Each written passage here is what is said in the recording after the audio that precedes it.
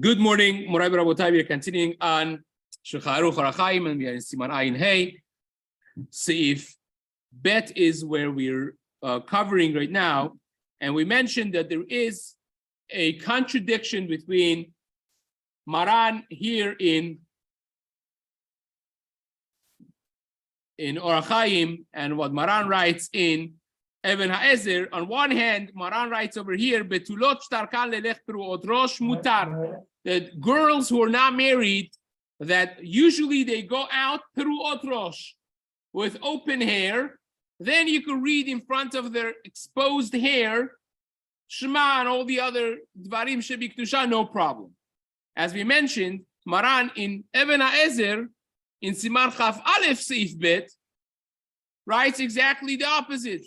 He seems to say, Lo telachno benot Yisrael peruot rosh. These are the words, the language of Maran, that benot Yisrael, we're talking about not married betulot, that they should not go out peruot rosh. I should say not married girls should not go out peruot rosh with open hair in the public place. Doesn't make a difference if she's married or she's not married. That's what Maran writes in Even HaEzer, Siman Chaf Aleph, Seif Bet. And Rambam writes the same way. In Perek Chaf Aleph, Rambam writes in Hilchot Isurei Bi'ah, this is in Halacha Yud Zayin, Rambam writes the same exact thing. And on top of that, in Masechet Ketuvot, the beginning of the second Perek of Masechet Ketuvot, we have something very similar, that the Siman of a Betula would be Im Yatz'a Behinuma V'Rosha Perua.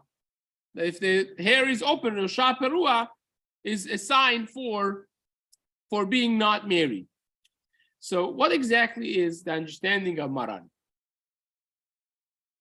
Maran writes in Orach Chaim that girls, not married women, they are peruot rosh, and then in Even HaEzer writes, doesn't make a difference if you're married, you're not married, you should not go out peruot rosh in the marketplace. So Magen Avraham understands the shita of Maran Shulchan Aruch, v'yesh lomar de peruot rosh de katav be'Even HaEzer haynu shesotrot keliot sa'aran ve'olchot b'shuk. Maran writes, if your hair is in a braid and you're not married, that's mutar. If you open the braid and you want to go out with open hair, like, free-flowing hair, that is asur even for a not married girl. By the way, you see many of the Hasidic communities, they have a minhag, or even, Yeshiva Beis Yaakov, you will see that their girls will never be seen in public with free-flowing hair. They always have the hair in a pony. Where does that come from? It comes from this Magen Avraham.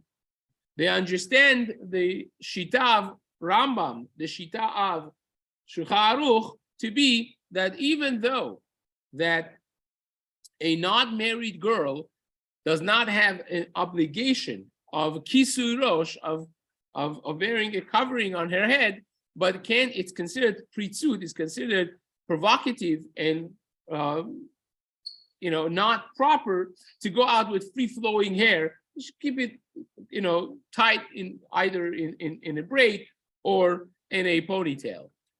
Actually, very interesting, not a tshuva, but really in the Hakdama of Shevet HaLevi Chelek Aleph, Maran Rav Shmuel Wazner Alav Shalom was one of the greatest poskim of the previous generation.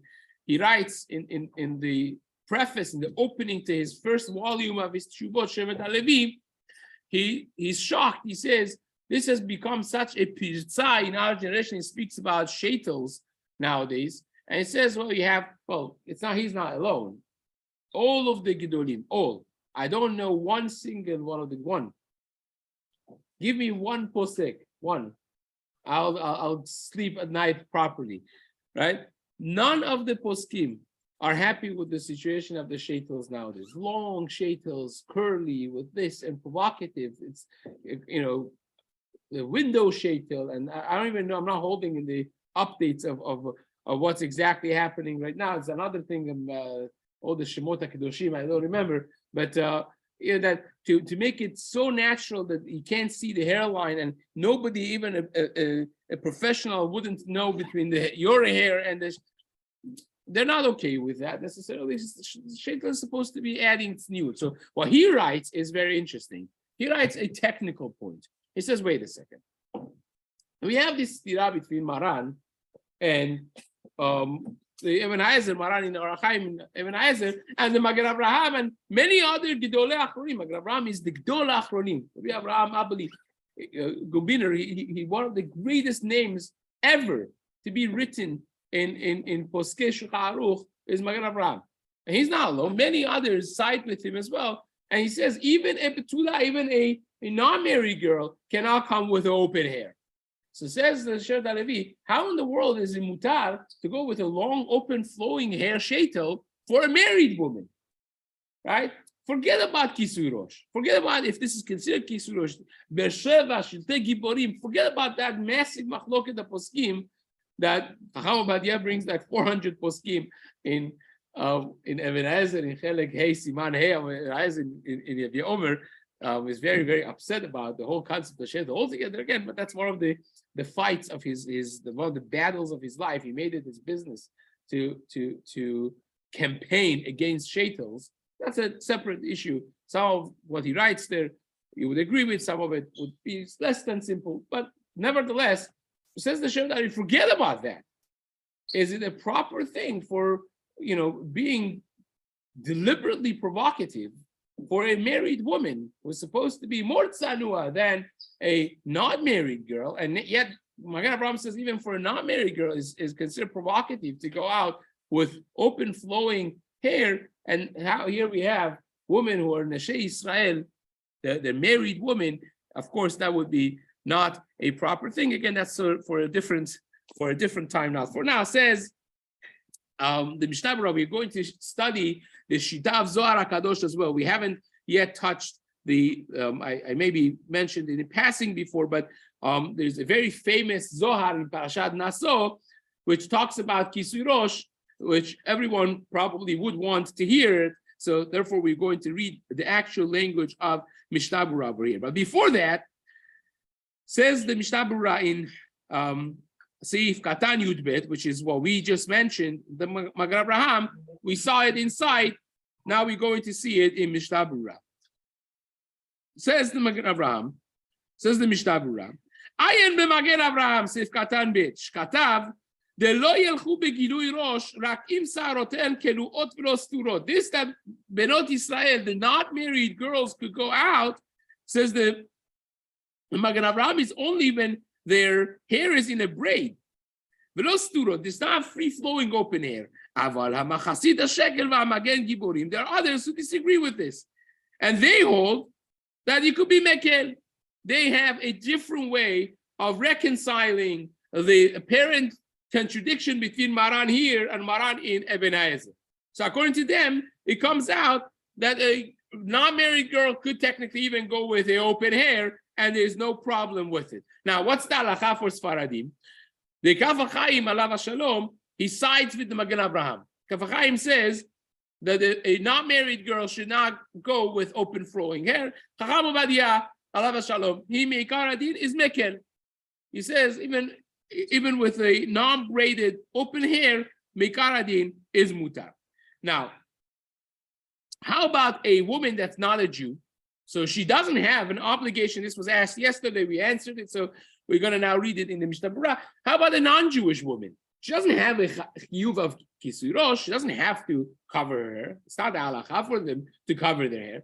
Can I say Shema when there is a non-Jewish woman there, which is not obligated to cover? Let's imagine that the rest of the body is covered properly, just the hair is open. Can I say Shema?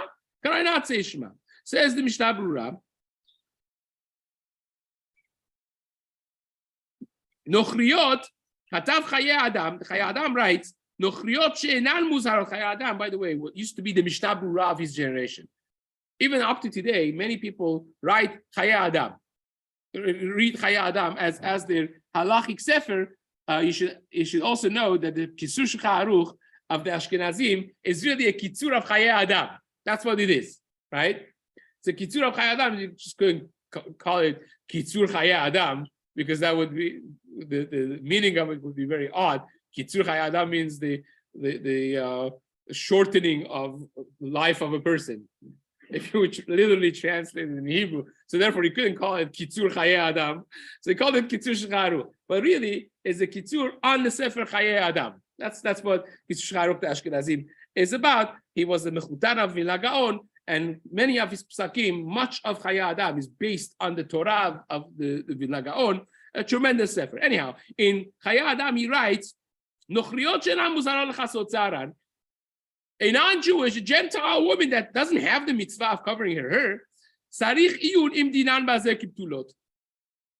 He's not sure what the halacha is for them. Should they cover their? Can you read in front of them? Can you not read in front of them? He's not sure if it's like the not married girls or not.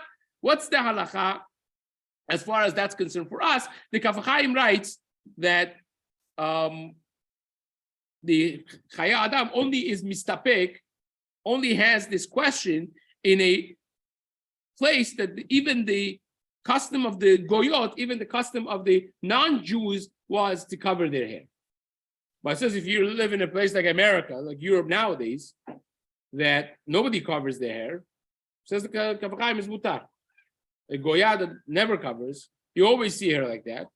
So no problem. It's mutar, no problem with that. But nevertheless, Harabadi also writes the same way.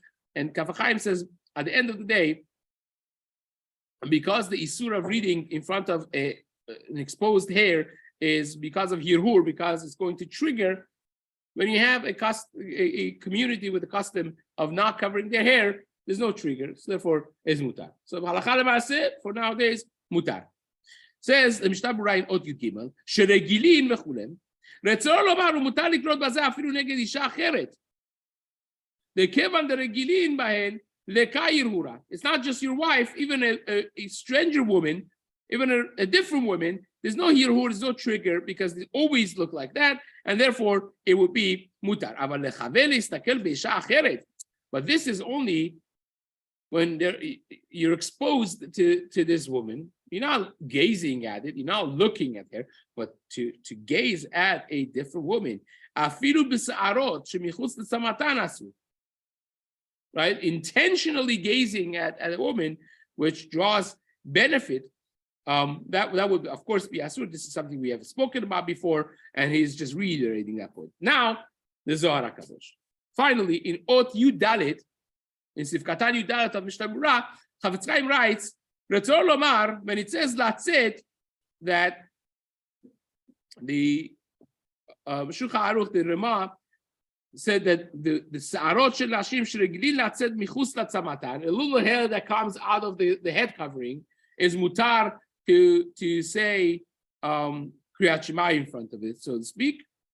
Says the Mishna Berurah, Letzoro lomar shemilevat kova she'al rosha yesh la semet. There are two head coverings for a woman, for a married woman. Vehu beged hametzamtzem asar. There was something that held the hair together. Nowadays also they do the same thing. They have like nowadays they have something that is more of a net, so to speak, that catches all the hair together, and then on top of it they wear a cover. Even the people who wear bandanas or head wraps, many of them, they have a boppy, something that volumizer that both fixes the shape and also it keeps the hair together from it getting out of the cover from underneath. So this is something that they had back then. Also was two covers basically. So they shouldn't get out. And that little bit that he can't control and he gets out anyways, and comes from the tzemet, comes out from the sides of this undercover tzemet. The Rashba from the Rishonim says that that's already mutar. That's not considered hair that's covered, and that would be mutar. Now says the Mishna Berurah ubezohar parashat naso. In Zohar HaKadosh parashat naso daf kuf chaf hey amud bet. It is, it's famous Zohar. You should know the Zohar by heart. It's in Parashat Naso, Chelek Gimel, Daf Kuf Chaf Hei Amud Bet, right? Says the Zohar HaKadosh, Echmir Me'od, Zohar is so stringent. Shelo yitra'eh shum sa'ar me'isha, that not a single thread of hair should be seen out. The grama maskenuta lebeta chas v'shalom, he creates negativity for the household. You know, that little hair, says the Zohar HaKadosh, could cause it that the household, the children of the house should not be important, should not be successful, chas v'shalom. The garma libnaha deloit chashvum bedara, she causes her children not to be important in the generation. Vesitra achra and samech ale, the malach of negativity, lishrot bebeta, to have a stronghold, an achizah to that household. Vechol shken imorchot beshuk, and that seems to be the shita of Zohar even at home. Now, certainly, says the Zohar, if they go in public like that. Now, this is a shita of Zohar HaKadosh. Based on this Zohar is the minhag of some of the sects of Hasidic community that they shave their head. Something that I always have had a lot of difficulty with, and it's not the time to discuss it now for the generation and how it plays out, but it's the minhag of Yisrael Kedoshim to make you understand how our community views the words of Zohar HaKadosh. This is how seriously they took it, because the way to make sure not a single strand of hair is out, even at home, that's the way they made sure of it, right? Again, there's a lot to be talked about this minhag of the Hasidim. Certainly, it was never, ever the minhag of the Sfaradim, ever, in any of their communities, but nevertheless, many Sfaradim, they were extremely specific about the words of Zohar HaKadosh in Parashat Naso, and hence, you would never ever see them at home. Even when they would go to sleep, they would always have a proper head covering. In Ashkenazim also they have that. It's called shlufkov. You go to sleep with it. And it's because of this, and it's not just the Zohar. It's not just the Zohar. The Gemara says in Masechet Yuma Daf Pe Zayin, Daf Mem Zayin, the Gemara in Masechet Yuma Daf Mem Zayin, on page 47, the Gemara says it was a woman called Kimchit.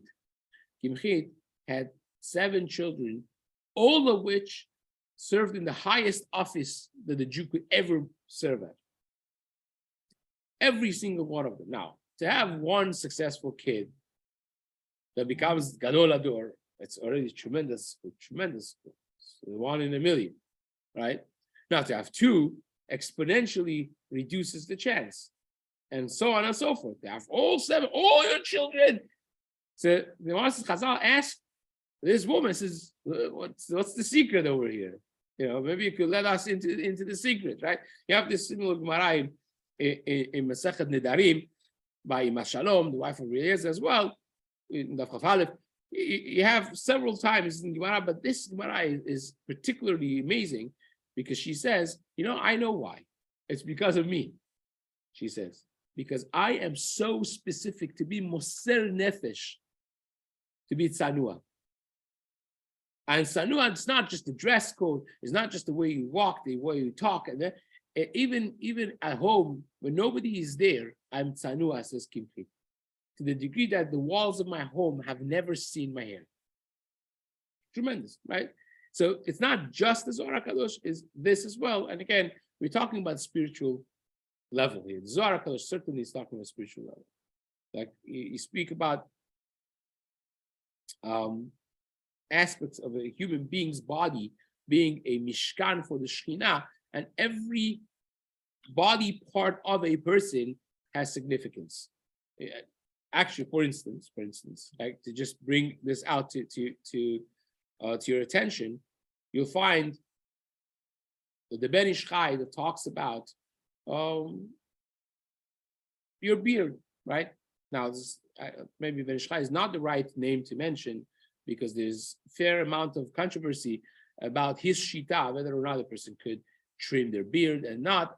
You know, unlike the other Hasidic sources, there's a tshuva that was initially printed in the 4th volume of Rav Pe'alim, the tshuva of Ben Ish Chai, every volume of the Tshuvot Ben Ish Chai has a Kabbalistic part at the end, a section called Sod Yesharim. It's all Kabbalistic questions that he was asked and he answered.